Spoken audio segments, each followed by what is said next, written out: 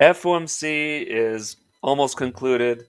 Powell's answering questions. Here's a quick update and my assessment. It's October 29th, 2025, and this was a fun one. Got some really good information from Powell. First learning, everyone knew we're getting a rate cut this month. 25 basis point, no surprise there. It was almost a guaranteed interest rate cut. However, the bit of a shocker was Powell saying there's no guaranteed interest rate cut in December. And when he said that, I'll show you clearly on SPY, wham, the market took a huge dump right here. So all these imbalances that I have spotted the last couple days, I think they're going to get filled. I think the overall market is going to keep going down because the market had priced in December almost guaranteed cuts.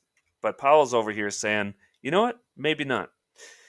However, Powell kept talking and made some uh, interesting talking points came out.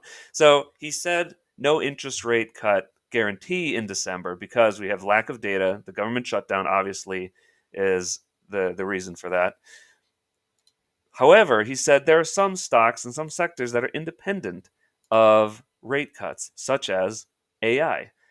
When he said that, I got an alert for high relative volume right here. I think maybe it was on the 1 hour or the 30 minute. Yeah, on the 1 hour, I got an alert for high relative volume on this stock, CoreWeave. CoreWeave actually builds GPU data centers that are heavily used by AI.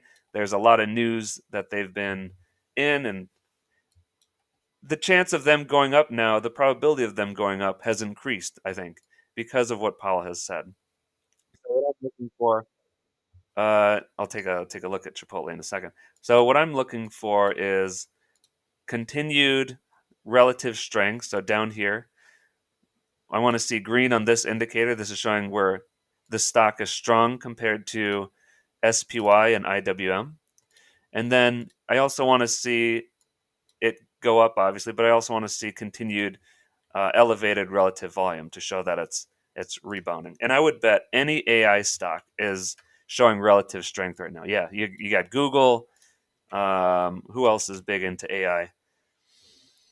I don't know. Amazon. Their earnings are coming up, so that's really whether or not they bounce is up to earnings. I think they're pretty close to their trend line though, so I think they have a good chance to have a strong earnings, but we'll see. They also have a lot of non AI stuff that could throw them off. Nvidia, I would expect a lot of these chip makers to be strong. Anyone who's in charge of building out data centers should be strong. Energy com- energy companies. Well, let's see how that goes. But you need energy to power these data centers. So LEU is one I'm going to be watching. Let's see if it continues this uptrend that it's doing, and it clearly had relative strength while Powell was talking. Oklo, this is a speculative energy company. They don't really even have any revenue. They're pre-revenue. But look, relative strength because this is another energy company, nuclear. Um, I think energy is going to continue to be strong because you need something to power these AI data centers. Even UUUU, I mean, that's a nice solid play.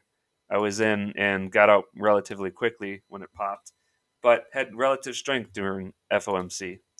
So my new play I got into was CoreWeave. I got this alert on high relative volume right when Powell said that AI stocks are not necessarily affected by interest rate cuts, and you can see that's something I'm going to ride out until until I can't anymore. And it looks like we did create a new trend line. I'll clean this up, but a good time to buy would be closer to the trend line. So I do have one contract for December of the 140, and I bought it when it was at 137. Now I'm going to set an alert right about here, just in case it dips towards the trend line, and then I'll buy another contract. And yeah, wild day. FOMC is always an adventure.